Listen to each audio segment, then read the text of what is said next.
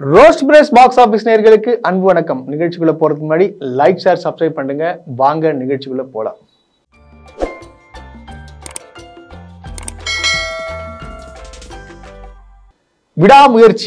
விடாமுயற்சியோட பாத்தீங்கன்னா நேத்து வந்து வெற்றிகரமா வந்து ரிலீஸ் ஆச்சு. எல்லாருக்கும் வந்து கொண்டாடினாங்க. எல்லாருக்கும் அஜித் ரசிகர்களுக்கு மட்டும் இல்லாம எல்லாருமே வந்து நேத்து கொண்டாடினாங்க சொல்லாங்க.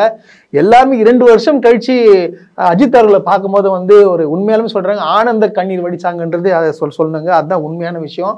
நான் கூட எனக்கு ரொம்ப ஒரு மாதிரி அப்செட், ஒரு மாதிரி ஆயிட்டாங்க. ரொம்ப நாள் கழிச்சு நம்ம தலையை வந்து தேட்டர்ல பார்க்கும்போது எப்படி இருக்கும், ஸோ அந்த மாதிரி ஒரு ஃபீலிங்ஸ் வந்துச்சுன்னே சொல்லாங்க. எல்லா தேட்டர்லையும் பார்த்தீங்கன்னா அதாவது திருவிழா கோலமே கொண்டாடினாங்கன்னு சொல்றாங்க. அஜித்குமார் அவர்கள் வந்து அதை லைக் பண்ண மாட்டாரு, அது ஏன் பண்றீங்கன்னு சொல்லிட்டு கேட்பாரு. இருந்தாலும் அவரோட ஆசை, அதாவது என் அஜித்துக்காக, என் தலைவனுக்காக, எனக்கு பிடிச்ச ஒரு மனிதருக்காக, ஒரு மனித கடவுளுக்காக வந்து நான் இதை பண்ணியே ஆகணும்னு சொல்லிட்டு நிறைய இடத்துல வந்து பண்ணான்னு சொல்லாங்க. ஏகப்பட்ட வந்து பாசிட்டிவ் கமெண்ட்ஸ் தான் வந்துச்சு. சிலர் பார்த்தீங்கன்னா சிலருக்கு வந்து படம் பிடிக்கல, அதெல்லாம் வந்து உங்களுக்கு ஏன் பிடிக்கல அப்படின்னு சொல்லிட்டு எல்லாம் கேட்க மாட்டாங்க. அஜித் ரசிகர்களும் சரி, அஜித்தும் சரி, இல்லை வந்து அவர் சம்மந்தப்பட்டவர் யாரும் சரி, உங்களுக்கு பிடிக்கலன்னா பிடிக்கல, அதுதான் முடிஞ்சு போச்சு. அது வந்து நீங்க ஏன் பிடிக்கல, நீங்க அந்த படம் நல்லா இருந்துச்சு, இந்த படத்தை மட்டும் ஏன் வந்து இப்படி சொல்றீங்க, இந்த மாதிரியான வந்து டிஃபரன்ஷியேட் பண்ணிலாம் வந்து பேச மாட்டாங்கன்னு சொல்லாங்க. படம் வந்து அதாவது 90% ஆஃப் ஆடியன்ஸ் வந்து இந்த படத்தை ரொம்ப ரொம்ப பிடிச்சதுன்னு சொல்றாங்க. என்னன்னு பாத்தீங்கன்னா இந்த படம் வந்து அஜித்குமார், அதாவது அஜித்குமாரோட படம் ஆக்ஷன் இருக்கும், ஒரு கமர்ஷியல் டிராமா இருக்கும். ஸோ அந்த மாதிரிலாம் இல்லாம ஒரு சாதாரண படம். அதாவது அஜித்குமார் அவர்கள் வந்து இந்த மாதிரிலாம் நடிப்பாரா, என்னடா அது ஒரு தலைகணம் இல்லாம நடிச்சிருக்காரு, ஒரு சின்ன ஒரு புது ஆக்டர், அதாவது புதுசா வந்து ஆக்டர் அடி வாங்குறாரு, கடைசி வரைக்கும் அடிதான் வாங்குறாரு, எப்போ திருப்பி அடிப்பாரு. ஸோ அந்த மாதிரியான ஒரு கேரக்டருங்க. அது யாருமே வந்து நடிக்க மாட்டாங்க. ஆக்சுவலா பாத்தீங்கன்னா இந்த கதை ஒரு தொடக்கத்திலே பாத்தீங்கன்னா என்ன ஆகுதுன்னு பாத்தீங்கன்னா த்ரிஷா அவர்கள் வந்து டைவர்ஸ் பண்றாங்க அவரை, அதாவது வேற ஒருத்தவங்க அஃபர் வச்சுட்டு போறாங்க. சோ இந்த கதையை வந்து எந்த ஹீரோனா ஏத்து நடிப்பாரா, முதல் கேள்வி. ஆனா அஜித்குமார் அவர்கள் இறங்கி வந்து நடிச்சிருக்காரு. டைரக்டர் சொல்லிட்டாரு, இது வந்து என் படமா எடுக்காதீங்க, உங்க படமா எடுங்க, உங்களுக்கு என்ன தோணுதோ அதை நீங்க சொல்லுங்க, நான் பண்றேன், எனக்குன்னு எந்த விதமான இதுவும் வைக்காதீங்க, அந்த பில்டப்லாம் வேண்டாம், என்னுடைய ஃபேன்ஸ் என்ன ரசிகர்களை வந்து நான் என்ன பண்ணாலும் அவங்களுக்கு பிடிக்கும் அப்படின்னு சொல்லி இந்த படத்தை எடுத்திருக்காரு. வந்திருக்கு இந்த படமும் வந்து அந்த அளவுக்கு எல்லாமே பெருமையா பேசுறாங்கன்னு சொல்லாங்க. ஒரு நல்லா இருக்கு, ஒரு டீசென்டான ஒரு ஃபிலிம்னே சொல்லலாம். ஆக்சுவலா இந்த படத்துடைய ஃபர்ஸ்ட் நாள் முதல் நாள் கலெக்ஷன் பாத்தீங்கன்னு வச்சுங்களேன், கிட்டத்தட்ட தமிழ்நாட்டில் மட்டும் 40 கோடியை வந்து தாண்டி இருக்குன்னு சொல்லாங்க. அதாவது அஜித்குமார் அவர்கள் படத்திலேயே வந்து மிக பிரம்மாண்டமான கலெக்ஷன்னா ஃபர்ஸ்ட் டே கலெக்ஷன் தான் இந்த படம் மட்டும்தான் சொல்லலாம். அந்த அளவுக்கு வந்து இந்த படம் வந்து கரெக்டா இருக்குன்னு சொல்லலாம். ஏகப்பட்ட வந்து சந்தோஷங்கள், திருவிழாக்கள், கொண்டாட்டங்கள் போக இந்த மாதிரி முடிஞ்சிருக்கு.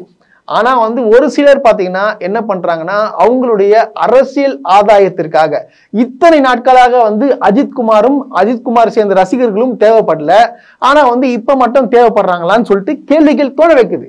ஏன்னா அந்த மாதிரியான வேலைகள் தான் பண்றாங்க. என்ன பண்றாங்க, படம் எல்லாம் பேர் அஸ் அ விஜய் ஃபேன் எனக்கு இந்த படம் ரொம்ப ரொம்ப பிடிச்சிருக்கு, அஜித் சார் செம்மையா நடிச்சிருக்காரு, பார்த்துட்டே இருக்கலாம் போல இருக்கு, இந்த மாதிரியான பேசுறானுங்க. ஆனா அவங்களுக்கு பேசும்போது தெரிஞ்சு போய் சொல்றானுங்க. அதாவது ஓட்டுக்காக எப்படிலாம் மாறுறாங்க பாருங்க.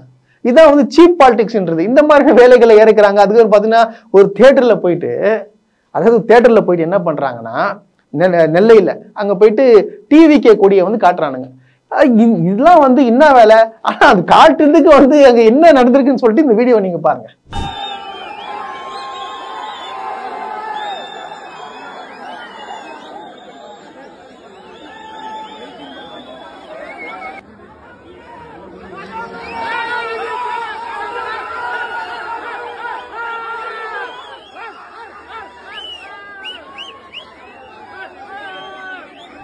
பாத்தீங்களா, கொடின்றது எந்த நேரத்துல காட்டணும் காட்டக்கூடாதுன்ற ஒரு விவஸ்தை இல்ல, ஒரு அறிவு இல்ல.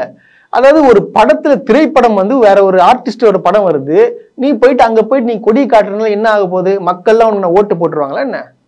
அதெல்லாம் வாய்ப்பே கிடையாது, அதெல்லாம் சான்ஸே இல்லை. அதெல்லாம் வந்து இந்த மாதிரி சில்லறத்தனமான வேலைகள்லாம் வச்சுக்காதீங்க. இது வந்து உங்க தலைவருக்கே பிடிக்காது, இந்த மாதிரிலாம் பண்ணக்கூடாதுன்னு சொல்லிட்டு உங்களை அட்வைஸ் பண்ணாலும் நீங்க எல்லாம் கேட்க மாட்டீங்க. உங்க தலைவர் பேச்சை நீங்க கேட்க மாட்டீங்கல்ல, அப்ப என்ன பண்ண, சரி இந்த கதையை தள்ளி வைங்க. இப்போ பார்த்தீங்கன்னா வெள்ளிக்கிழமை, சனிக்கிழமை, ஞாயிற்றுக்கிழமை இந்த 3 நாட்களும் பார்த்தீங்கன்னா ஃபுல்லாகவே போயிட்டு இருக்கு.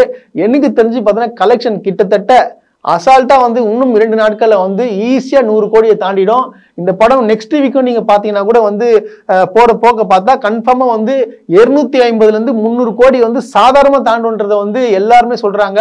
படம் வந்து மிகப்பெரிய ஒரு வெற்றி அடைவுன்றது எல்லாருக்கும் தெரிஞ்சு போச்சு. ஏன்னா அதாவது என்ன சொல்றாங்கன்னா, படம் பார்த்துட்டு வெளியே வரும்போதே அவங்க பேச பார்த்து தெரிஞ்சுக்கலாம். என்னடா படம் நல்லா இருக்குமா நல்லா இருக்காதா, எல்லாம் சந்தோஷமா வர்றாங்க. அது நிம்மதியா வராங்க. ஆஹா, தலைவரை பார்த்துட்டோம்டா, எனக்கு இது போதும், வேற என்ன தேவைன்ற அந்த மனநிலையோட வந்துட்டு இருக்காங்க அஜித் ரசிகர்கள். இந்த படத்தை பார்த்தீங்கன்னா நிறைய செலிபிரிட்டிஸ் வந்து முதல் காட்சி வந்து பார்த்துருக்காங்க. அதை 9 மணி ஷோவே பார்த்துட்டு ட்வீட் போட்டிருக்காங்க. நம்ம வெங்கட் பிரபு, அப்புறம் வந்து ஆதிக் ரவிச்சந்திரன், அப்புறம் கார்த்திக் சுப்பராஜ் போன்ற நிறைய பேர் வந்து ட்வீட் போட்டிருக்காங்க. எல்லாமே வந்து பாராட்டி தள்ளியிருக்கிறாங்க அஜித்குமார் அவர்களை. ஏன்னா யாருமே வந்து நடிக்க முடியாத, நடிக்க யோசிக்கிற கேரக்டரை வந்து அவர் பண்ணியிருக்காருங்க. யாருங்க ஒத்துப்பா இந்த மாதிரி வந்து நான் எதுவுமே பண்ண மாட்டேன், ஒரு காமன் மேனா இருப்பேன், என்னை வந்து அதாவது நார்மலா ஒரு பயங்கரமான பந்தா காட்டுற ஹீரோவா இல்லாம ஒரு சாதாரண மனிதனா, அவங்க வைஃப்க்கும் இவருக்கும் ஒரு பிரச்சனை நடக்குது, அதுக்கப்புறம் அவங்க வைஃபை காப்பாத்துக்க போறாரு. ஸோ வந்து அந்த மாதிரியான ஒரு கேரக்டர் வந்து யாருமே பண்ண மாட்டாங்க. ஸோ இந்த அளவுக்கு ஒரு ஹீரோ அசிங்கப்படுத்துற ஒரு கேரக்டர் தான். உண்மையை ஓப்பனா சொல்லணும்னா அப்படிதான். எந்த ஹீரோவும் தேர்ந்தெடுக்காத ஒரு கேரக்டரை வந்து நடிச்சு, அதாவது கூட இருக்கிற வந்து ஆக்ட்ரஸ்க்கும் பார்த்தீங்கன்னா ஸ்பேஸ் கொடுத்து அவங்களையும் தூக்கி விடணும்னு நினைக்கிறாரு. அந்த மனசு யாருங்க வரும்? அஜித்குமார் அவர்களுக்கு மட்டும்தான் வரும்.